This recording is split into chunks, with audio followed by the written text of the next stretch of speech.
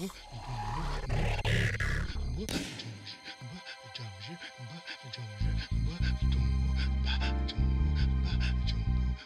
bonjour à tous. Alors c'est toujours très... alors, il y a des formules comme ça un peu bateau et on pense à priver de les utiliser. C'est toujours difficile de passer après des éminents... Non mais je le pense vraiment. Je le pense vraiment. Alors je n'ai pas de conducteur, donc je vais aussi, comme mes collègues, attendre mon PowerPoint. Parce que je refuse aussi de céder à l'espèce de l'impérialisme de la langue anglaise. Bon, je vais être un peu sérieux quand même, parce que... Alors, je vous dirais, j'ai fait l'effort, je tiens à remercier, bon, pour être sérieux, parce que bon, je tiens à remercier vraiment le Mémorial Act pour son accueil, toujours fort sympathique, et bon, on nous a pris en charge comme il fallait. Et je tiens à remercier aussi l'Assemblée des enseignants ici présente, et le rectorat et Monsieur Diez, qui nous a... Monsieur Cruz, pardon, Cruz Diez, c'est un artiste, donc excusez-moi. Oui, alors Monsieur Cruz, mille excuses. Alors Monsieur Cruz qui a présenté un peu le projet hier, et donc je tiens à remercier aussi l'Académie de Guadeloupe, dont pendant 11 ans j'ai été un des membres, puisque j'étais enseignant en art plastique pendant 11 ans dans les collèges de Guadeloupe. Et donc c'est en tant qu'enseignant, je pense que je vais surtout aujourd'hui parler, plus qu'en tant qu'artiste, parce que je suis très souvent bête et discipliné, et comme il y avait une demande qui était très précise, qui était de formuler des points de vue à propos de cette exposition qui pourraient après être réutilisés dans ce que M. Cruz a appelé très justement, et qui m'a rappelé aussi mon passé d'enseignant ici, la transposition didactique. Et donc j'ai essayé comme ça de trouver un certain nombre d'items qui vont nous permettre de revoir cette exposition qui, comme je le dis, comme tout le monde l'a dit, hein, et vous avez eu l'occasion de le voir, qui est riche, qui est dense, qui a le mérite de présenter des œuvres qu'on n'aura jamais, je pense, l'occasion de revoir, peut-être ici, ou en tout cas pas avant très longtemps.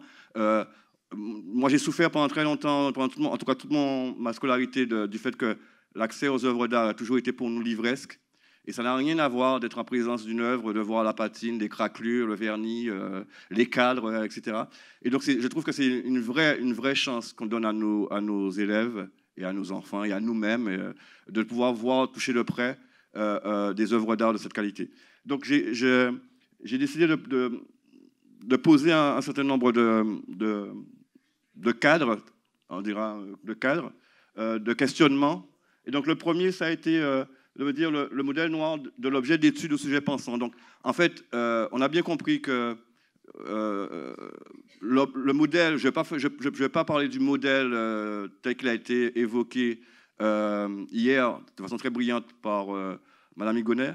En fait, le modèle, il est au service d'un travail. Le modèle d'un atelier, hein, il est au service d'une réflexion de plasticien. C'est presque un objet esthétique, mais je ne vais pas le charger dans ce cadre-là d'une idéologie quelconque.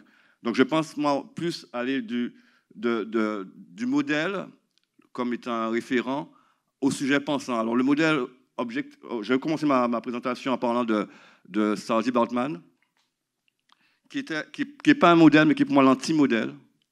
Parce qu'en fait, elle est présentée effectivement, mais pour ce qu'elle représente comme stigmatisation. C'est-à-dire qu'elle n'est pas présentée comme étant un modèle à suivre. Alors, vous voyez, je mets chose ou personne qui, grâce à ses caractéristiques, à ses qualités, peut servir de référence à l'imitation, à la reproduction. Alors, ce n'est pas une injure que je fais à votre intelligence. Je pense que vous savez tous ce que c'est qu'un modèle. Mais j'ai voulu quand même montrer l'angle et dire, bon, là, le modèle, au départ, effectivement, c'est quelque chose ça a une valeur presque, je dirais, très positive, et en tout cas, quelque chose auquel on fait référence.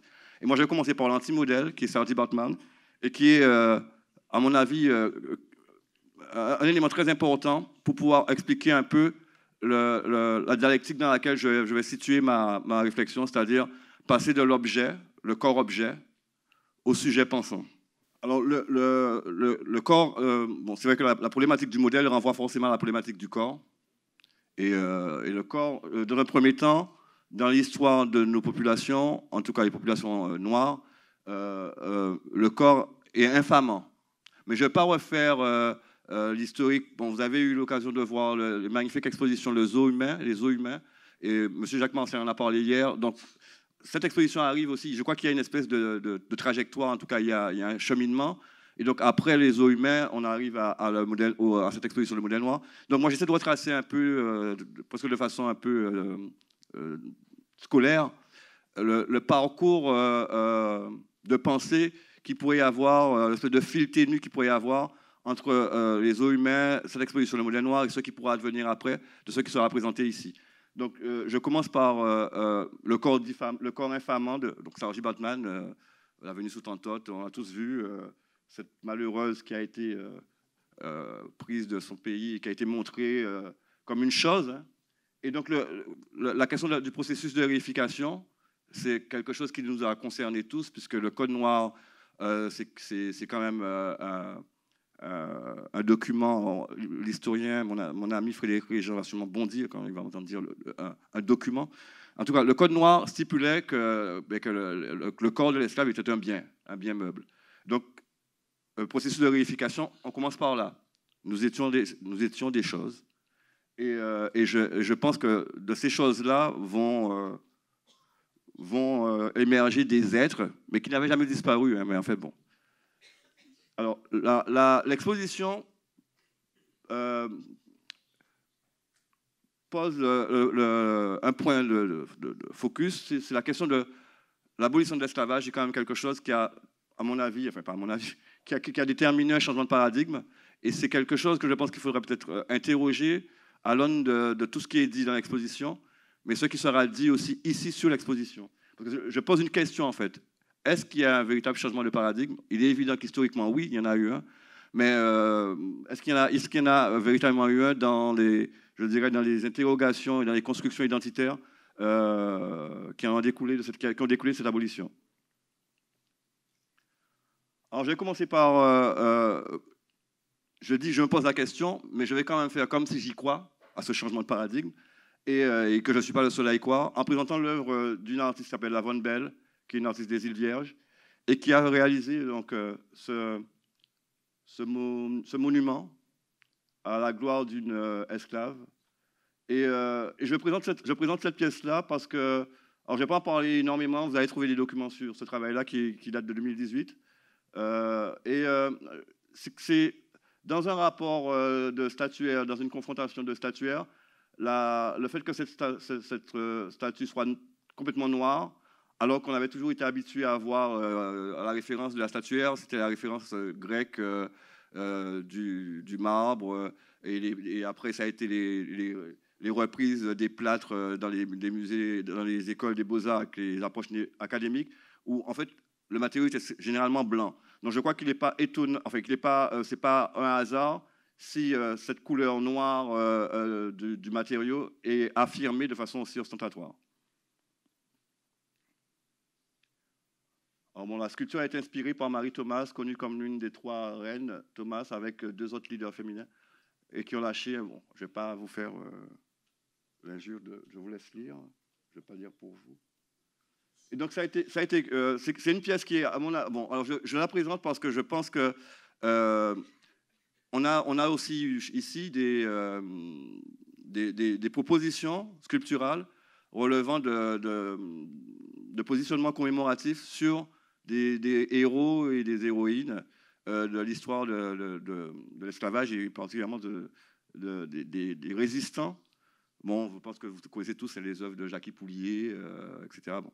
Alors je pense que ça sera peut-être l'occasion pour les enseignants de questionner ici et là la façon d'aborder la question de l'œuvre commémorative à travers la sculpture et à travers ses matériaux aussi. Alors du corps infamant, on a vu qu'on est passé au corps au corps glorieux en fait. Je n'avais pas annoncé comme ça, mais le corps glorieux, je ne l'ai pas évoqué dans l'image précédente parce qu'il n'y a plus de corps en fait. La femme qui est présentée, c'est une esclave, mais je veux dire que c'est plus dans une approche symbolique du corps que dans une approche réelle et effective du corps. Alors là, par contre, c'est quelque chose qui m'a... C'est un peu mon... J'ai passé beaucoup de temps à questionner cet événement-là. Je ne sais pas si vous étiez au courant de cette affaire-là. Et en fait, je suis très souvent... enfin, je m'amuse beaucoup avec cette affaire-là parce que Lilian Thuram, on le connaît tous, on l'aime tous. Hein. C'est quelqu'un de très important, c'est quelqu'un qui est assez médiatisé. D'ailleurs, ces derniers temps, il a fait l'objet de pas mal de polémiques. Et à chaque fois que je parle de, cet événement-là, personne enfin, on a l'impression que c'est un événement qui est passé complètement sous silence. Et ce serait peut-être intéressant un jour de se questionner sur ce silence, en fait. Pourquoi? Parce que c'est quand même quelque chose de... J'avais trouvé ça assez fort, parce que je faisais... À un moment, j'ai trouvé l'article sur ce projet-là. Je travaillais sur une série qui s'appelait les craniologies. Et en fait, j'interrogeais le dispositif, ce qu'on appelle les dispositifs racialistes, les instruments qui permettent de définir les catégories de race. Et bon, vous les connaissez tous. Hein, bon, et le crâne a été l'objet qui a permis la disqualification des Noirs. Hein, c'est-à-dire que le crâne des Noirs, on essaie de montrer à quel point ils étaient proches du crâne des singes, etc. Il y avait même des outils qui permettaient, etc., de mesurer les choses. Et donc, j'ai été assez choqué, pour dire vrai, en découvrant cela, de voir que c'est le même type d'outils, d'instruments, je ne sais pas comment dire, de processus d'analyse et de construction d'un discours. C'est le même type de processus. Et en même temps, c'est pour dire le contraire, en fait. Alors donc, Thuram rentre au Musée de l'Homme. Un nouveau crâne célèbre pour le Musée de l'Homme. Point d'exclamation, hein, c'est pas moi. C'est pas moi qui ai écrit ça. Hein, mais celui-ci appartient à un vivant puisqu'il s'agit du moulage du crâne de Lilian Thuram à l'occasion de la prochaine exposition organisée par le Musée parisien. Alors, vous voyez, ce qui se passe, c'est formidable. Alors, on a l'impression que là, j'aurais été très fier d'avoir pu inventer ça. Non, en tant qu'artiste, vous imaginez si j'avais inventé ça en tant qu'artiste, ben, je serais au MoMA, les amis, je serais au MoMA. Je serais... Eh bien non, désolé, mais vraiment désolé, c'est pas moi qui ai inventé ça. Mais j'aurais aimé avoir inventé ça. Alors, bon. Et donc voilà, il a été... Et ce qui est intéressant, hein, c'est les raisons pour lesquelles ça a été réalisé. Thuram a été choisi comme symbole pour aborder le thème de l'unité de l'espèce. Hein. Dans le temps, j'ai l'impression de faire un one-man show. Non, c'est sérieux, c'est un travail de recherche. Hein. C'est pas un show d'humoriste. Mais en fait, bon, vaut mieux le prendre comme ça. Non, sérieusement, vaut mieux le prendre comme ça. Vaut mieux qu'on en rigole parce que c'est... Mais j'espère que vous allez travailler dessus quand même un peu. En tout cas, je vous invite à travailler un peu dessus. Et donc, je vous montre l'image. Hein. Alors, vous avez deviné que Thuram, il est blanc. Mais je n'avais pas prévu que ça se passe comme ça, mais je pense que je vais faire de cette présentation un spectacle. Une performance. Merci Joël. Une performance. Donc Lilian, il est à l'extrême droite.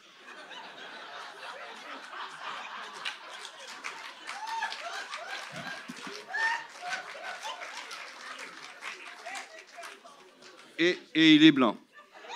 Enfin, son crâne est blanc. Et voilà, quand le modèle s'exprime... Oh. Quand le modèle s'exprime... Alors Lilian, bon, c'est pas un crâne, juste un crâne. Lilian, c'est une personne, c'est une personne vivante. Je l'ai rencontré, comme on l'a rencontré, il s'exprime, il dit des choses. Il a un positionnement, il a une réflexion sur ces questions-là. Oh, c'est quoi ça? Je vais déposer ce... Voilà. Et donc moi, je suis beaucoup là... Enfin, je suis le parcours de Lilian Thuram, je pense comme beaucoup de personnes, parce que je trouve très courageux le fait qu'il passe comme ça d'un statut de sportif au statut de quelqu'un qui ose parler, parce que généralement, les sportifs, ils parlent, mais ils parlent que de... Enfin, on leur laisse parler que de leur corps, en fait, et puis de leur performance. Et lui, il a quand même montré qu'il est aussi quelqu'un qui est capable de dire des choses, de réfléchir sur sa condition. Et il a malheureusement parlé du problème des cris de singe dans les stades. Mais M. Marcel en a parlé hier. Hein, je pense que bon, tout le travail qu'on fait de déconstruction Non, mais il y a quelque chose qui ne veut pas que... Mais non, mais je n'avais pas la main dessus. Hein. Et donc, bon, je ne vais pas rester longtemps, mais en tout cas, il y a parlé, vous êtes au courant de cette affaire-là, hein, il a parlé, et on lui a rétorqué racisme anti-blanc. Et j'ai trouvé ça extraordinaire quand même. Je me suis dit, mais alors que nous sommes tous... je ne suis pas dans la logique de phénotypie. Hein. Moi, je crois que la phénotypie, c'est vraiment une impasse, et on le sait. Mais quand même, il y a une approche idéologique qu'il faut déconstruire, et qu'il faut en tout cas interroger. Et j'étais assez étonné de voir que certains journalistes n'ont même pas eu la finesse de faire semblant de comprendre ce que disait Lilian. Je dis pas qu'ils auraient pu comprendre, je pense qu'ils peuvent comprendre. Mais le fait d'avoir comme ça, je crois que c'est opposé au discours de Lilian un discours sur le racisme anti-blanc, je crois que c'est une espèce de fausse polémique, et c'est une espèce de fonds de commerce, je crois, qui ne mérite même pas d'être analysé profondément, mais qui relève d'une logique peut-être médiatique, peut-être liée aussi à quelques relents, parce que les élections ne sont pas très loin, enfin bref, je ne sais pas. Non, mais il n'y a pas que le journal d'extrême droite. Il n'y a pas que les journaux d'extrême droite qui ont dit ça. Bon, c'est le journal d'extrême droite, c'est vrai, mais peut-être qu'on va me dire, oui, il n'est pas très objectif, le monsieur, il montre un journal d'extrême droite. C'est vrai, c'est vrai. On peut me faire ce procès-là. Mais si vous allez regarder dans la presse, il n'y a pas que les journaux d'extrême droite. Moi, j'ai écouté un peu, il a été malmené par des gens qui n'étaient pas d'extrême droite. Hein. Je crois que même chez Mediapart, il a été un peu... bon, fait bref. Donc, Mediapart a sorti un article pour dire que le racisme anti-blanc n'existait pas. Ne peut pas exister, pardon. Bon, alors, vous voyez que déjà, ça commence c'est quelque chose qui pose question. Donc, je vais continuer, mais en fait,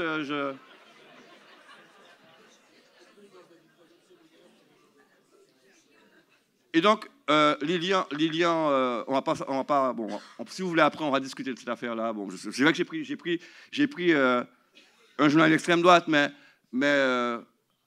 bon, on fait ça souvent, ce genre de choses, c'est-à-dire qu'on trouve la chose la plus forte, la plus frappante, et on la met en exergue. Et on fait ça de tous les côtés. Et moi, effectivement, ça m'a frappé de voir. Je sais bien que Valeur, c'est un journal d'extrême droite.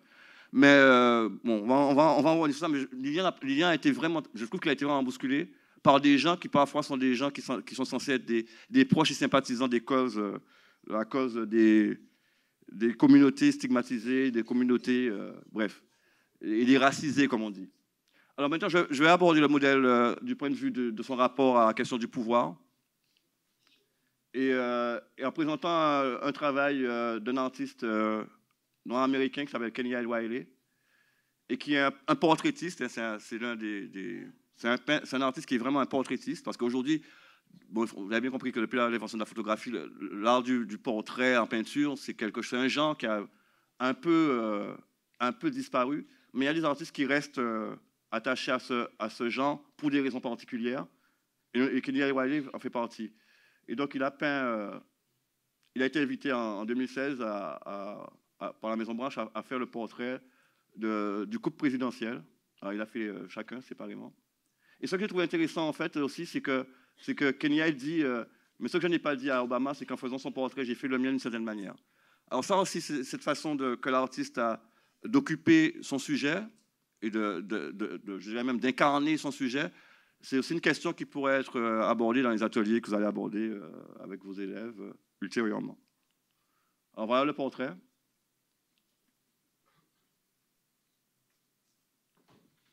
Alors, la facture néoclassique, hyper réaliste. Bon,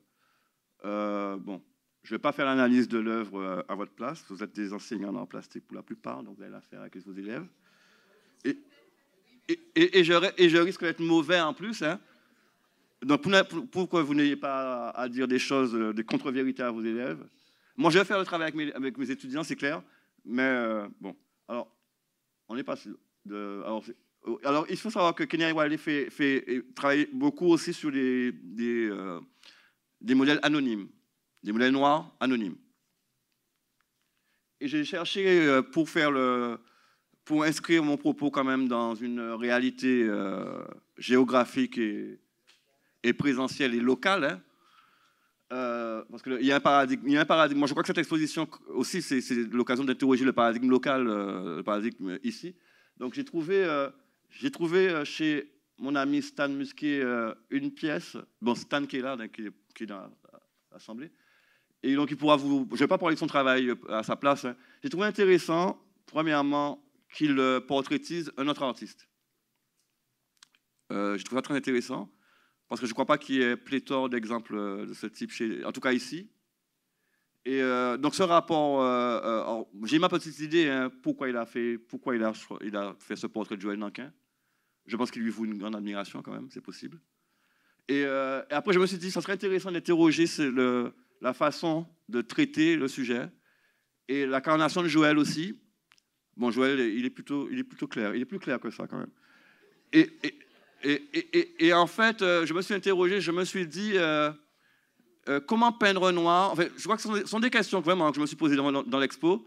J'ai trouvé très intéressant, du point de vue du travail du peintre, hein, du travail du travail chromatique, s'interroger sur quelle palette utiliser pour peindre la peau de noir. Et bon, c'est clair que bon, pour y aller au plus vite, on va prendre du noir, mais le noir n'est jamais noir en fait. Non, mais c'est vrai, un noir n'est jamais noir, comme un blanc n'est jamais blanc, on le sait très bien. Et donc, ça serait l'occasion de l'interroger. Bon, désolé Stan, mais tu seras soumis à la question. Pourquoi on ne voit pas son visage? Pourquoi est-il aussi noir? Enfin bon, le fond, les couleurs, enfin bref. Et donc, il a aussi un autre personnage. Lui, je crois que c'est un anonyme, avec l'objet, la grenade, etc. Pour ceux qui connaissent le travail de Stan, bon. Là, je vais aborder la question, mais rapidement, hein, parce que je sais qu'il ne faut pas que je prenne trop de temps. La question du corps absent. Corps absent, la matière de l'absence et la consistance du souvenir. Alors ça, c'est une interrogation qui est propre à mon travail actuel sur la consistance du souvenir. Je crois que c'est parce que pendant très longtemps, je travaillais sur la question de la mémoire et j'avais l'impression, en travaillant sur la question de la mémoire, que c'était quelque chose qui m'était imposé de l'extérieur parce qu'il y avait ce propos sur le devoir de mémoire ici. C'est-à-dire qu'on a une espèce de truc où on est obligé d'être dans la mémoire. Alors je dis, à ce moment, en grandissant un peu, je me suis dit, mais non, mais on n'est pas obligé de faire de devoir de mémoire. Et donc je me suis interrogé sur la consistance du souvenir, en opposition au devoir de mémoire. Et j'ai cherché à questionner ce qu'on appelle... Alors c'est un emprunt à Chamoiseau et la matière de l'absence. Patrick Chamoiseau en parle dans son avant-dernier ouvrage, je crois.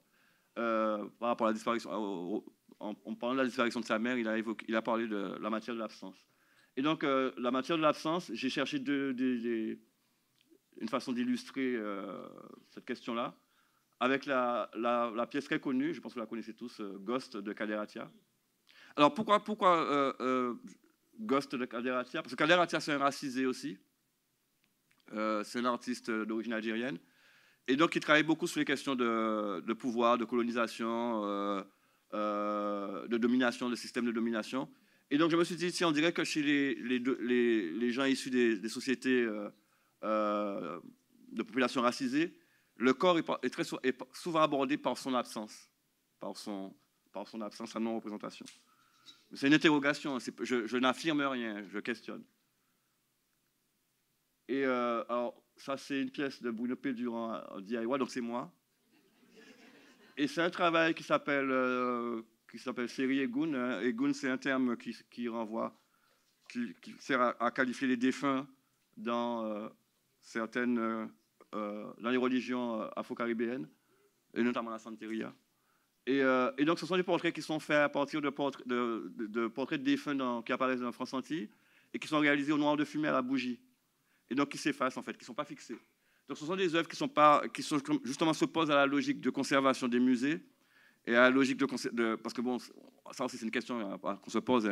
Hein. Toutes les sociétés n'ont pas inventé des musées et toutes les sociétés ne sont pas dans la logique de conservation d'objets. Bon. Et donc aujourd'hui, beaucoup de personnes questionnent le musée, la forme du musée, etc. Et donc je pense que c'est l'occasion aussi de questionner ici, puisque cet espace c'est pas un musée, mais c'est un lieu de démonstration qui est neuf.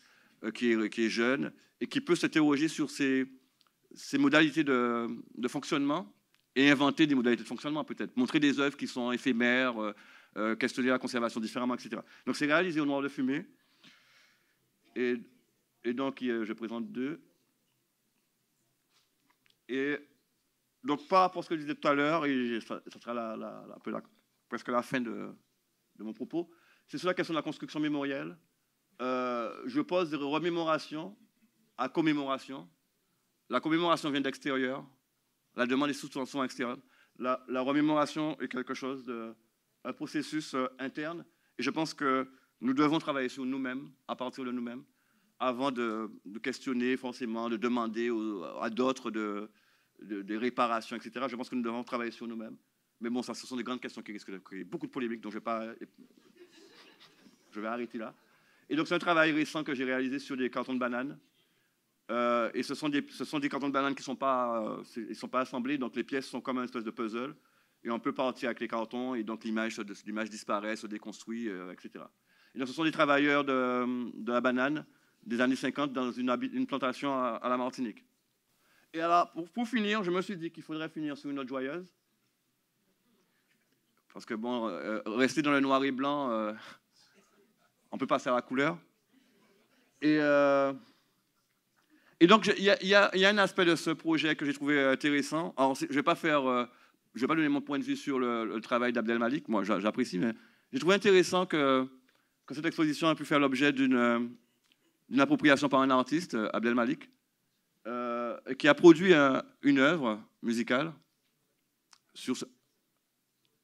Et je me dis que, je ne sais pas s'il y a des musiciens dans la salle, mais je pense, mais ça serait peut-être intéressant qu'ici aussi, on s'interroge sur la possibilité de donner un prolongement à cette exposition, peut-être à travers une proposition artistique sous une forme, je ne sais pas, mais qui pourrait prolonger le propos de l'exposition tout en l'interrogeant. Donc Abdel Malik a fait une pièce inspirée de cette œuvre de Puvis de Chavannes, le jeune nègre à l'épée. Et donc, la fin, c'est de se dire, réappropriation active, est-ce que c'est un programme, un projet ou une question? Voilà.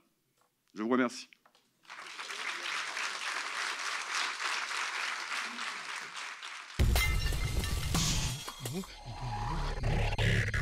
Mmh.